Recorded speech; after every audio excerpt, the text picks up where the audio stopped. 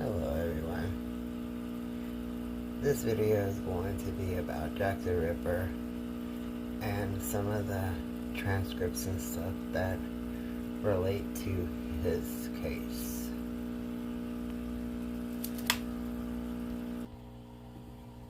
Okay, so I found this document that has the letters that Jack the Ripper wrote and some of the case files. So I'm going to read some of those, but pretty much I'm sure everybody knows. Well, I can't really say who Jack the Ripper was, but knows about the case of Jack the Ripper. So the attacks attributed to Jack the Ripper involved female prostitutes. All of the victims lived and worked in the East End of London. Characteristics of the Ripper attacks were throats cut prior to abdominal mutilations. Some victims had organs removed, which led the investigators to believe that the killer had surgical knowledge.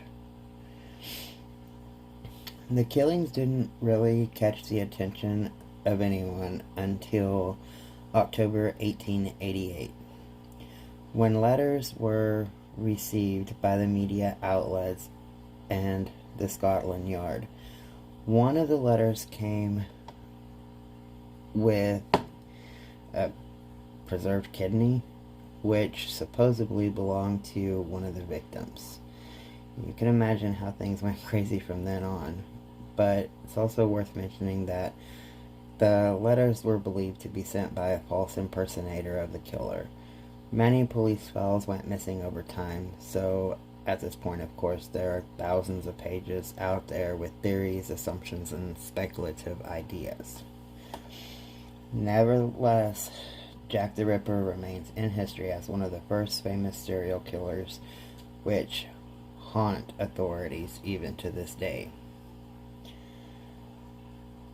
Beside the letters in this video that I'll be reading, the FBI also did a criminal investigative analysis of the Ripper murders, and they are kind of really interesting.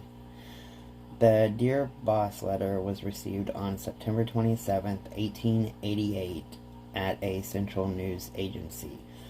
Whether the letter is authentic or not, it is the first written reference in which the name Jack the Ripper was used. In the letter, it says, let me find, Dear Boss, I keep on hearing the police have caught me, but they won't fix me just yet. I have laughed when they look so clever and talk about being on the right track. That joke about leather apron gave me real fits.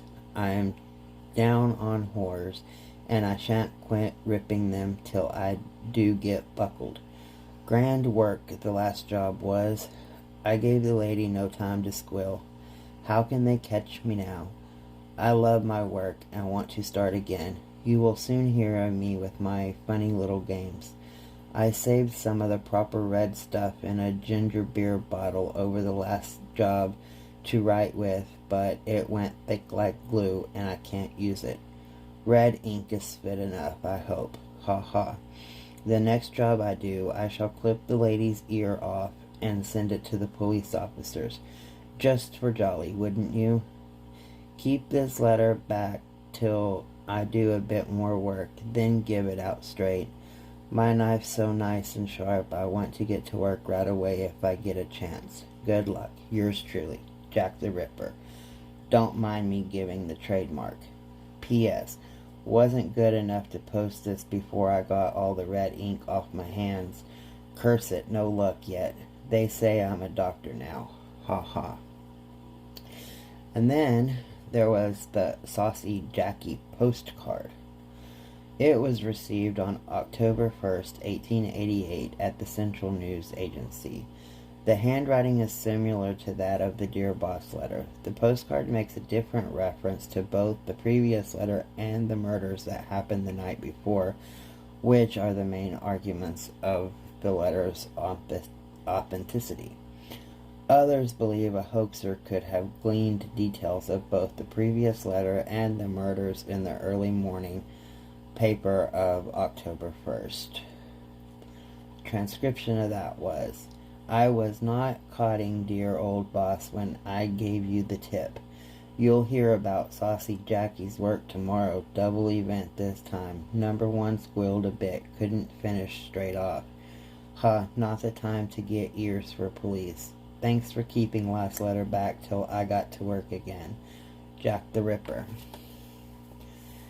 Then the famous From Hell letter. On October 16th, George Lusk, the president of the Whitechapel Vigilance Committee, received a 3-inch square cardboard box in his mail, and inside was half a human kidney preserved in wine, along with a letter. Medical reports carried out by Dr. Openshaw found the kidney to be similar to the one removed from Catherine Eddowes, though his findings were inconclusive.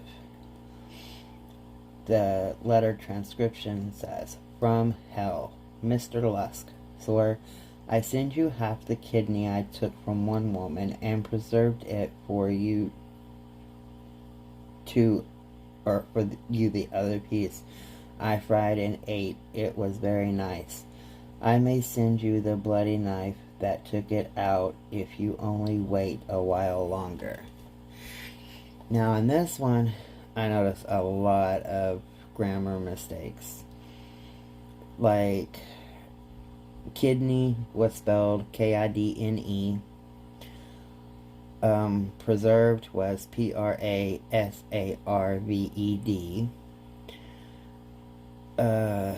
Very nice was Nise. Knife, Knif. Wait, Wate. And the word while was just Whil. And then it's signed, Catch Me When You Can, Mr. Lusk. But Mr. is Misther.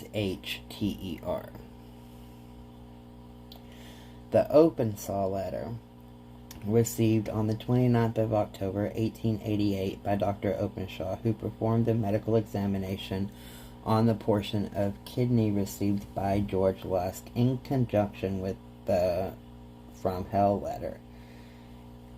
It is worth mentioning that very few researchers believe that the letter is an authentic one. Transcription of that one is, Old boss, you was right. It was the left kidney. I was going to operate again. Close to you hospital, just as I was going to draw me knife along of her bloomin' throat. Them cusses of coppers spoilt the game, but I guess I will be on the job soon and will send you another bit of innards. Now this time kidney was spelled Kidny, and operate was Hoperate. Again, Agin. Hospital was Ospitle.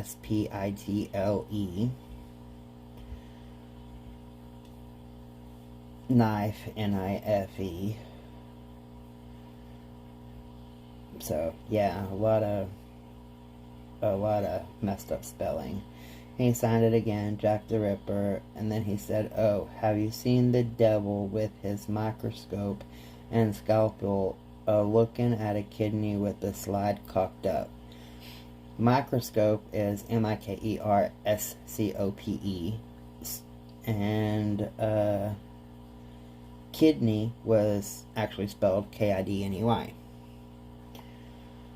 The Peter McLeland letter, dated September 17, 1888. The letter was only recently discovered by Peter McLeland in a sealed report envelope in the British Public Record Office in 1988. Many believe it is to be a recent hoax placed surreptitiously in the records. But the transcript says, "Dear boss, so now they say I am a yet. When will they learn, dear old boss? You and me know the truth, don't we? Lusk can look forever, hell never find me, but I am right under his nose all the time. I watch them looking for me, and it gives me fits, ha ha. I love my work and I shan't stop until I get buckled, and even then watch out for your old pal Jackie. Catch me if you can, Jack the Ripper. Sorry about the blood, still messy from the last one. What a pretty necklace I gave her." During the Autumn of Terror, some 100 letters were sent to the police and local press, all purporting to be written by Jack the Ripper.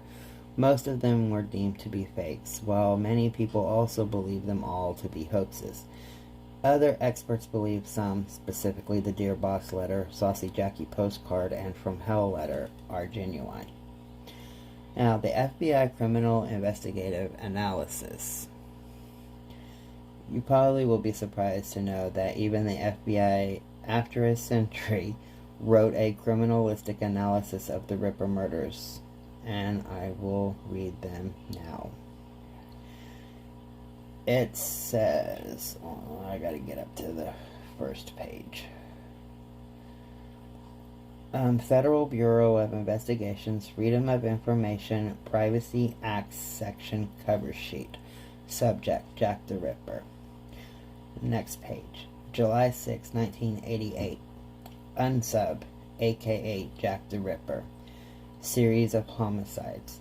London, England, 1888. NCABC-homicide. Criminal Investigative Analysis. The following criminal investigative analysis was prepared by Supervisory Special Agent, SSA, John E. Douglas, FBI National Center for the Analysis of Violent Crime, NCABC. Program Manager of Criminal Investigative Analysis. At the request of Cosgrove Muir Productions, SSA Douglas was requested to prepare an analysis of a 100-year-old unsolved serial murder case that occurred in England. The historical case was known as Jack the Ripper. SSA Douglas was provided basic background information relative to each case. However, it is noted that forensic technology and other investigative techniques, as we know of today, were non-existent a century ago. Medical examiners' reports were incomplete, crime scene photography was used sparingly, and police investigative reports do not reflect the type of thoroughness evidenced today. When a case is submitted for investigative analysis, the reliability and validity of the overall analysis is hinged on the thoroughness displayed by the medical examiners, technicians, and investigators, etc. Although materials provided were not as complete as cases submitted today by much more sophisticated law enforcement agencies, SSA Douglas filled in the missing pieces of information by making certain probable assumptions. This analysis will address the following areas: victimology or profile of victims, medical examiner's findings, crime and crime scene analysis, offender trace and investigative and or proactive techniques, and interview interrogation suggestions. Rather than address each homicide separately, SSA Douglas comments will relate to the entire series of homicides as a whole. Okay, next page. Victimology. In each homicide, the victim was a prostitute with the reputation of drinking quite heavily. These two ingredients place the victim in the high-risk category. By high risk, we define this as someone who is very likely to be the victim of violent crimes. From an investigative perspective, this makes it extremely difficult in reference to developing logical suspects. From a forensic viewpoint, in any evidence is obtained, such as hairs and fibers, semen, etc., law enforcement would not know for certain if this evidence did in fact come from the subject. 100 years ago, prostitution was not as organized as it is today, where we have pimps controlling, monitoring, and protecting their stables. During the Jack the Ripper era, women worked independently. A female prostitute who drank heavily was looking for trouble. We would suspect that there were numerous instances of these women being physically assaulted, raped, and ripped off. Now, before I continue, I will say that I am not one that puts the blame on a woman for how she dresses, how she acts, where she's at when an attack occurs. So, I am not like victim blaming or any of that. I'm simply reading the transcripts from the FBI. Prostitutes 100 years ago did not dress differently than other women at that time. In most cases, they performed their services in dark alleys or in flop houses.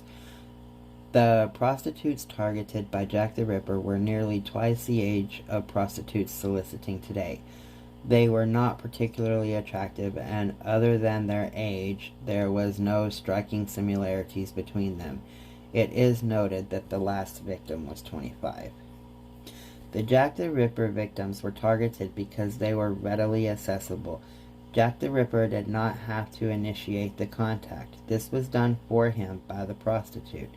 This is an important feature in the case such as this and will be addressed later on in this analysis under offender traits and characteristics. Medical examination. As stated earlier, the medical examination conducted at the time were not very thorough when compared to autopsy examinations conducted today by experienced forensic pathologists. However, even in some parts of the United States today, autopsy examinations are something less than desired. The primary areas noted for this analysis were as follows. 1. No evidence of sexual assault. 2. Subject killed victim swiftly. 3.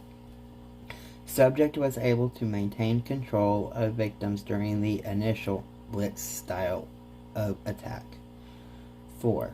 Subject removed body organs, kidney, vagina, nose, on some of the victims, indicating some anatomical knowledge.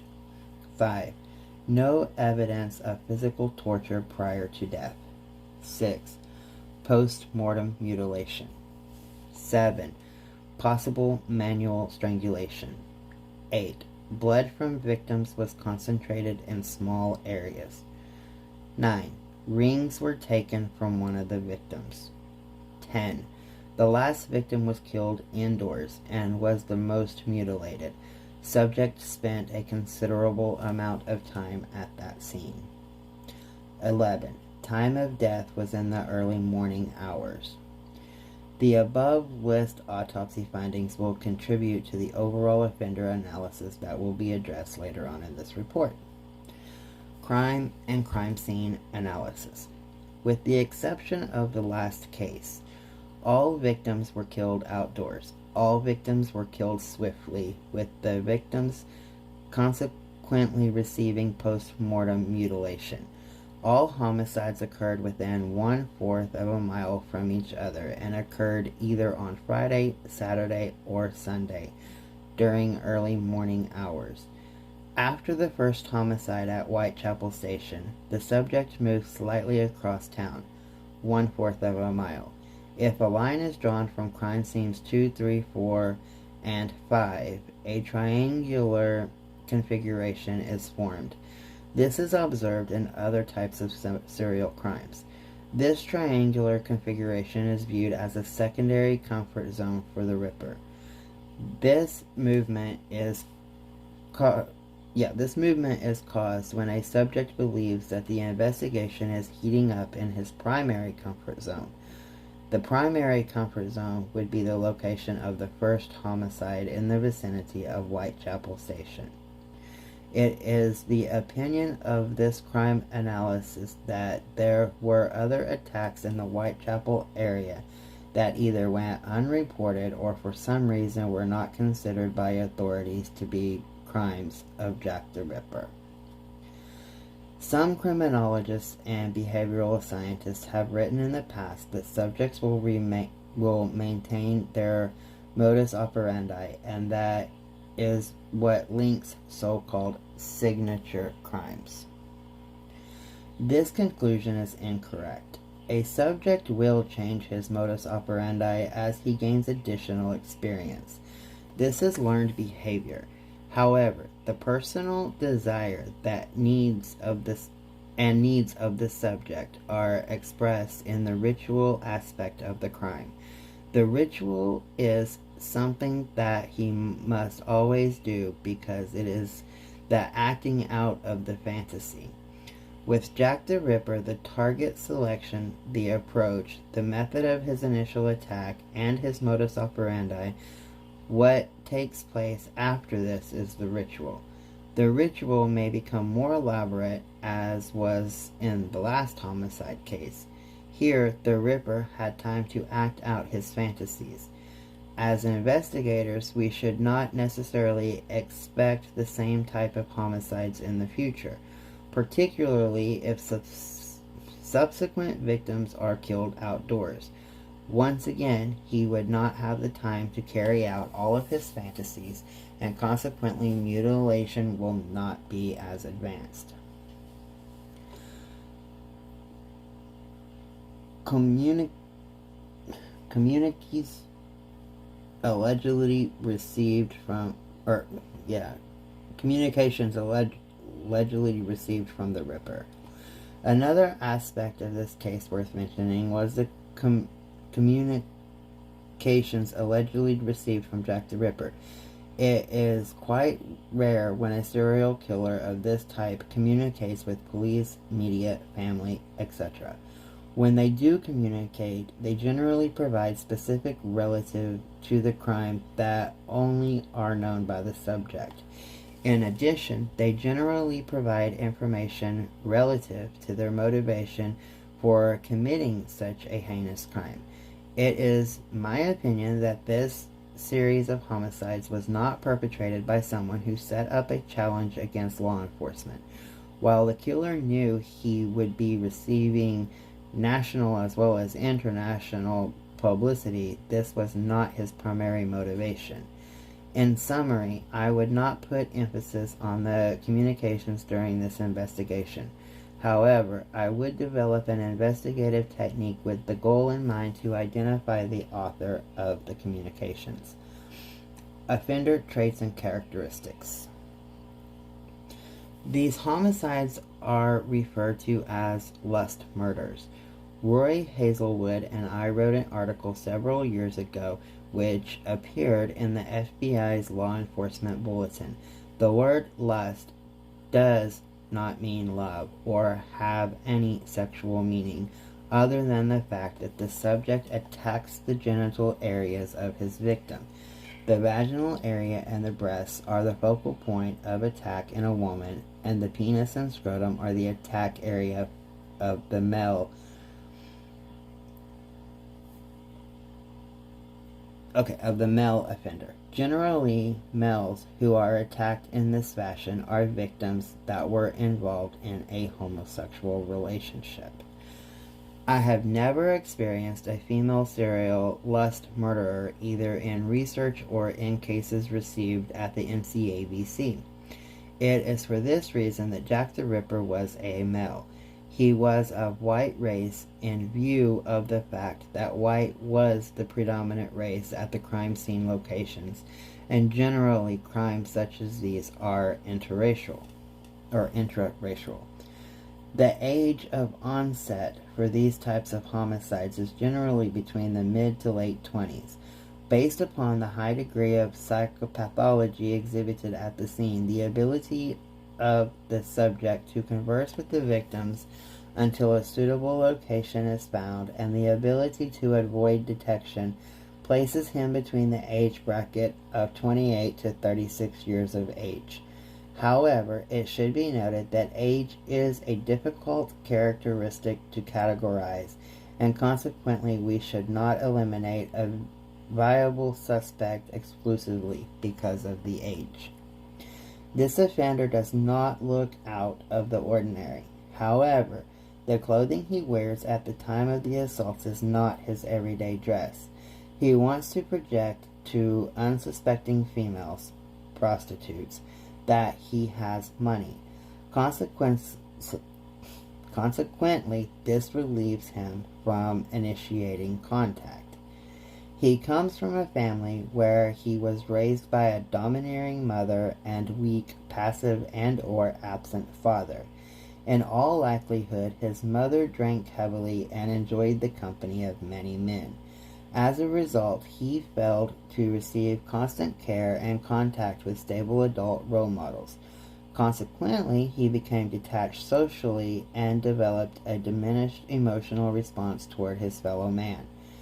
He became asocial, preferring to be alone. His anger became internalized, and in his younger years, he expressed his pent-up destructive emotions by setting fires and torturing small animals. By perpetrating these acts, he discovered increased areas of dominance, power, and control, and learned how to continue violent, destructive acts without detection or punishment. As he grew older, his fantasy developed a strong component that included domination, cruelty, and mutilation of women.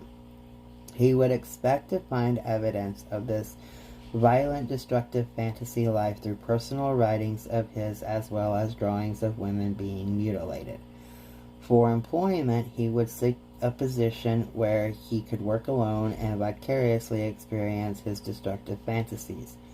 Such employment would include work as a butcher, mortician's helper, medical examiner's assistant, or hospital attendant.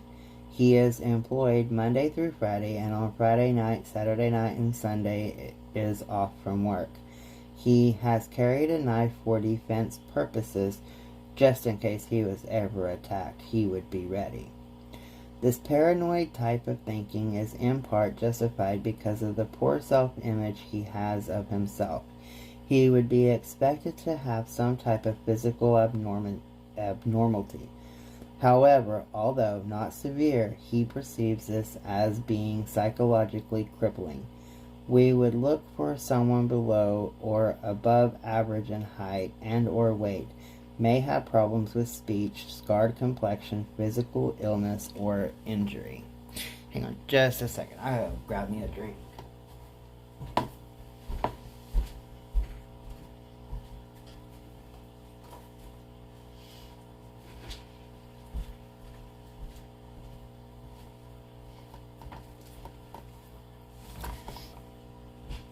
Okay. We would not expect this type of offender to be married. If he was married in the past, it would have been to someone older than himself, and the marriage would have been for a short duration. He is not adept in meeting people socially, and the major extent of his heterosexual relationships would be with prostitutes. Due to lack of hygiene practices by prostitutes at that time and the absence of treatments for venereal disease, he may have been infected. If infected, this would further fuel his hatred and disgust for women. He would be perceived as being quiet, a loner, shy, slightly withdrawn, obedient, and neat and orderly in appearance, and when working. He drinks in his local pubs, and after a few spirits, he becomes more relaxed and finds it easier to engage in conversation. He lives or works in the Whitechapel area. The first homicide should be in close proximity to either his home or his workplace. It is noted that London Hospital is only 1 block from the first homicide, And as stated earlier in this analysis, we would expect other violent crimes in this vicinity. Investigators would have interviewed him during the course of the investigation, and he was probably talked to by police on several occasions. Unfortunately, at this time, there was no way to correlate this type of information. Therefore, he was overlooked. Investigators and citizens in the community had a preconceived idea or picture of what Jack the Ripper would look like. Because of the belief that he would appear odd or ghoulish in appearance, he was overlooked and or eliminated as a potential suspect. Pre- and post-offense behavior. Prior to each homicide, the subject was in a local pub drinking spirits while at the same time lowering his inhibitions. He would be observed walking all over the Whitechapel area during the early morning hours. He did not specifically seek a certain look in a woman. However, it was by no accident that he killed prostitutes. He had the sense to know when and where to attack the victims. There would have been many other women who confronted Jack the Ripper and were not assaulted because the location was not secure enough. Post-offense behaviors would include returning to an area where he could wash his hands of blood and remove his clothing. He would not expect him to inject himself into the police investigation or provide bogus information. Jack the Ripper hunted nightly for his victims. When he could not find another, he returned to the locations where he killed his previous victims. If the victims were buried locally, he would visit the gravesites of his victims during the early morning hours for the purpose of reliving his lust murders. Jack the Ripper would not have committed suicide after the last homicide. Generally, when crimes such as these cease, it is because he came close to being identified, was interviewed by police, or was arrested for some other type of offense. As stated previously in this report, we would be surprised if Jack the Ripper would suddenly stop. However, we've seen this happen before, and generally it has been because of the above stated reasons. Investigative and or prosecutive techniques.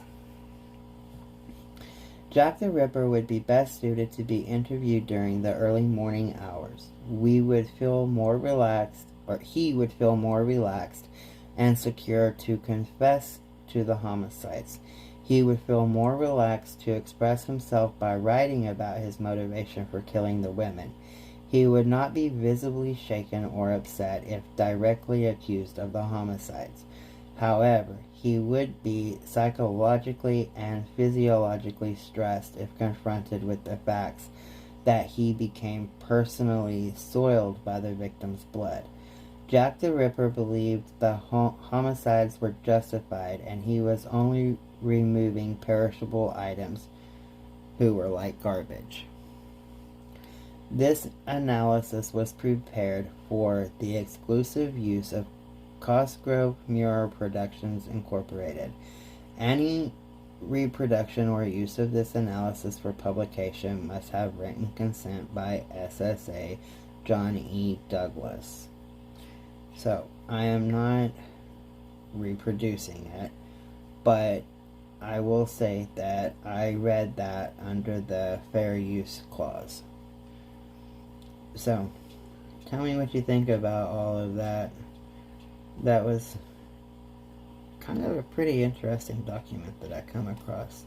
I'm going to be looking around and seeing if I can find some more transcripts and stuff from some of the famous cold cases, and I found a pretty good site, so hopefully there'll be more like that one. Have a good night, everybody.